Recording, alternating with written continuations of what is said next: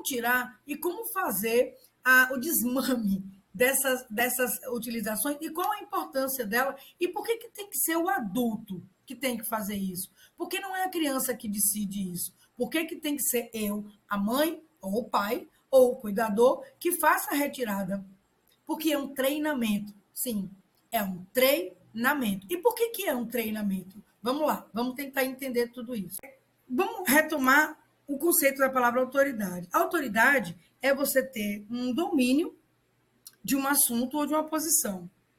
Autoridade é você manter as concepções atreladas ao que você conhece, ao que você tem, ao que você sabe, ao seu papel. Então, quem sabe a hora de retirada do bico, da mamadeira e da fralda é o adulto, o pai ou a mãe. E tem que ser gerenciado como treinamento, como eu falei, porque o cérebro ele vai lidando com essas aquisições através de treinamento, principalmente quando isso se trata de uma questão neurológica.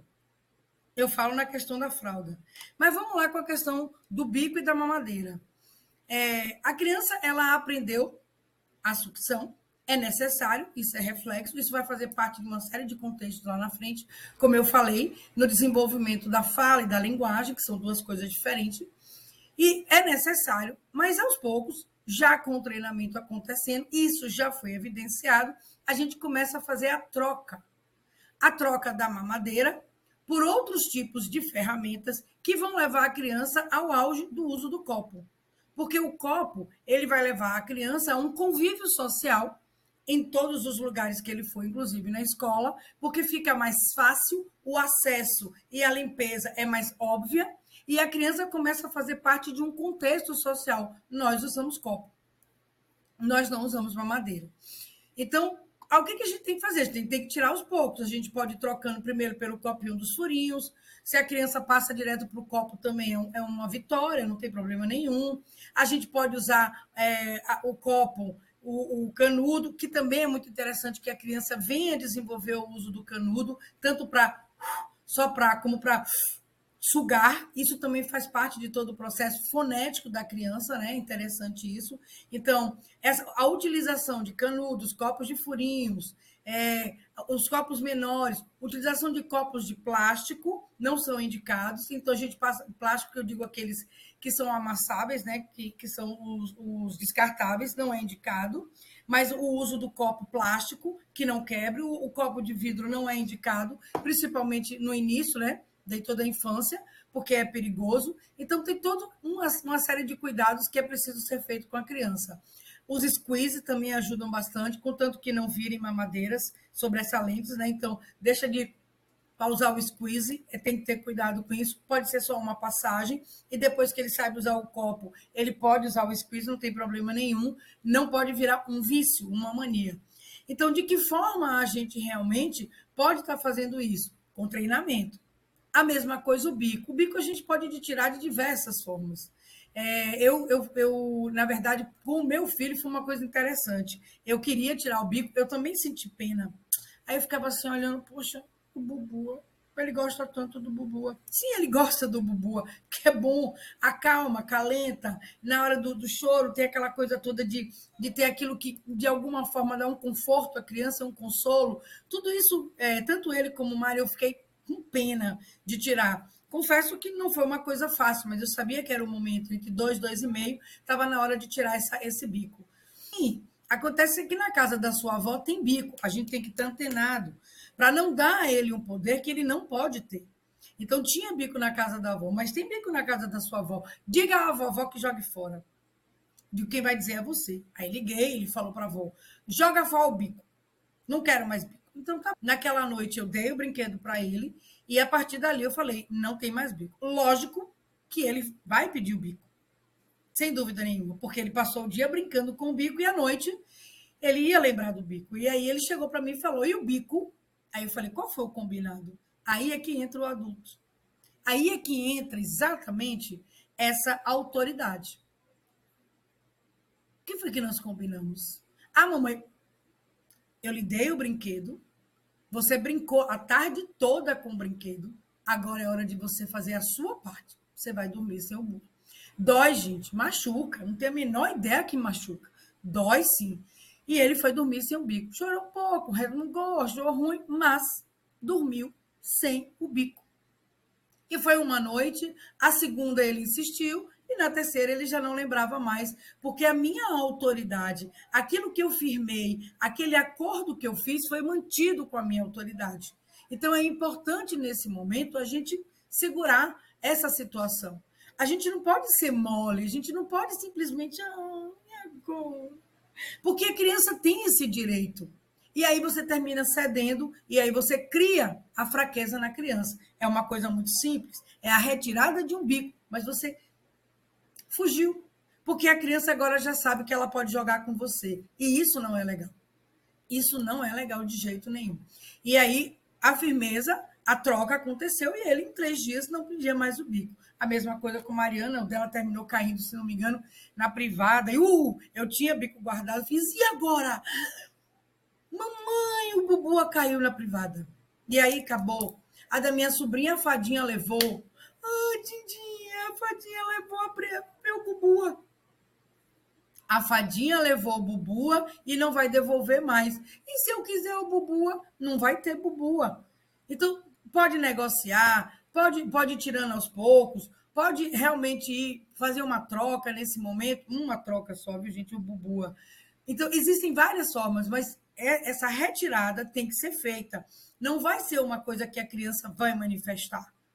No caso de Rafael, que ele falou, mas eu vinha preparando ele. Não foi uma vez só que eu falei, foram várias vezes que foram faladas para que ele se antenasse para aquilo que ele queria, a troca seria o bico. Não foi uma vez só. Então, assim, é importante que vocês usem, tem uma série de coisas que vocês podem fazer para retirar o bico. Qual a meta? Retirar o bico, a utilização da sua autoridade. E vamos para a fralda. Nessa tríade louca, a fralda. O que acontece com a fralda? Bom, a gente tem um treino maior pela frente, uma situação mais delicada, porque isso inclui limpeza, sujeira, o xixi, o cocô, a hora, o dia, como, referência, uma série de coisas. Menino, menina. Mas vamos lá. Eu falei no vídeo passado, eu falei sobre o Gaiaça, sobre a condição, ele é um psiquiatra, né, psiquiatra, psicólogo, e ele trazia coisas bastante interessantes. E ele fala sobre essa coisa de dar 2 ordens à criança. E isso é muito importante. Essas 2 ordens entra pela fralda. Quando a gente, até 2 anos, 2 anos e meio, a criança tem noção, sistema nervoso central, de que ela pode fazer xixi na fralda, essa é uma ordem. Quando a gente resolve tirar essa fralda, a gente tem que tirar de vez, de dia. A partir de hoje você não usa mais fralda. E por quê? Porque eu estou treinando o cérebro. Se horas eu boto a fralda, horas eu tiro a fralda, eu confundo a criança. Eu não ajudo a ela. Olha a autoridade de novo. A partir de hoje, você não usa fralda. Mas vai melar tudo? Vai. É um momento de sacrifício que nós pais temos que fazer para cuidar desse aprendizado que a criança precisa. Então, o que, é que vai acontecer? Eu vou levar essa criança para esse processo, vou tirar essa fralda dela completamente durante o dia. E eu vou ensinar para ela, logo naquele primeiro momento, aonde fica o banheiro. Pode ser o redutor, pode ser o piniquinho que chore, que cante, que dance, que pule, pode ser um pinico normal, não importa, pode ser o que for. A escolha é de vocês. O que vocês vão usar depende de vocês. Então, eu vou mostrar para ele, é aqui que faz.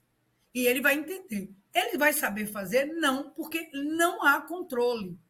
E o controle só existe com esse treinamento. Então, o que vai acontecer? Ele vai fazer xixi pelas pernas, óbvio.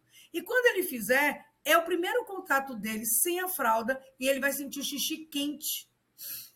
E ele vai se assustar. Ah, xixi! Xixi, mamãe! Sim, xixi. Mas aonde é que faz xixi? Faz xixi no banheiro. De novo, você leva, pega o paninho, enxuga com ele, lava com ele, manda ele tirar a cuequinha, manda ele se arrumar, dá um banho, troca de roupa. Daqui a 1 hora, você leva ele no banheiro.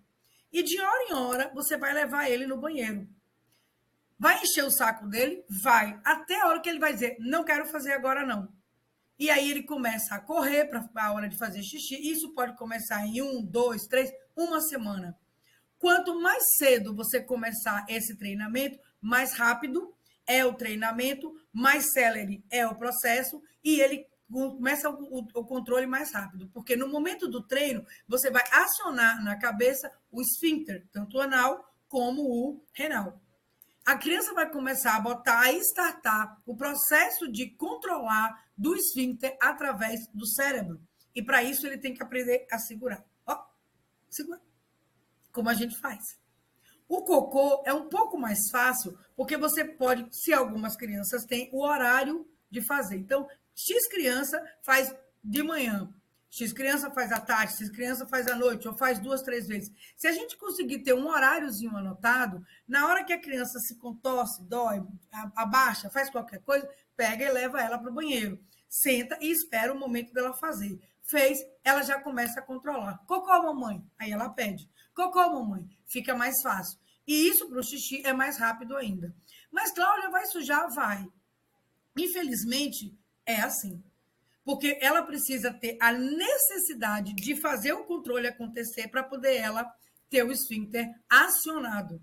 Caso contrário, ele não aciona, porque não há necessidade. Então a criança fica sem saber se faz xixi na fralda, se faz xixi no chão, se não faz xixi, fica difícil para ela. Então é muito interessante que se retire a fralda imediatamente de manhã e à noite, como ela ainda não tem controle da fralda, o que vai acontecer? A gente não vai retirar a fralda, a gente vai deixar até que ela tenha o controle da manhã. E de noite a gente pode ir diminuindo a ingestão de água 1 hora antes. Se der certo, durante a noite, ela chegar de manhã sem fazer xixi, beleza. Se por acaso tiver necessidade, leva a criança durante a noite a fazer o xixi, tira a fralda, faz xixi e bota de novo a fralda, aí vai no controle de cada um, até que você possa realmente fazer a retirada. A ideia é mais ou menos 3 noites sem fazer xixi, já pode retirar a fralda da criança durante a noite. Ela praticamente já está controlando durante o dia. Mas, Cláudia, e na hora de sair, que eu fico com medo que vaze? Faz parte. Leva roupa, leva cueca, leva pano, leva tudo, forra carro. É um babado. Gente, é só uma semana. Uma semana para ter controle. Mas é necessário que os pais tenham cuidado. Vai sair de casa? Vai no banheiro. Chegou no shopping? Vai no banheiro. Vai no aniversário? Sai de casa? Leva no banheiro. Chega lá? Leva no banheiro. Nesse momento, que a criança ainda não sabe pedir, é importante que se fique atento a essas horas de levar. É importante que se fique atento para poder estar pareando a criança nesse momento e cuidando desse lugar, que é o lugar de aprendizado. Você pode passar uma semana em casa e sair só no final de semana, evitar que a criança saia, porque aí fica tudo mais fácil. São sacrifícios, não tem jeito, e que esse papel da parentalidade, pai, mãe, avô, remete. Não tem jeito, a gente tem que sacrificar algumas vezes alguma coisa para a gente conseguir exatamente ir lá com uma semana, está tudo mais tranquilo, já existe um controle efetivo dessa situação. Eu acho que eu expliquei mais ou menos como é que fica tudo isso, e a relação de autoridade com tudo isso que é importante, porque é o domínio que você tem e sabe a hora de tirar, e a condução disso é absolutamente sua, pai e mãe. Ok? Beijo no coração.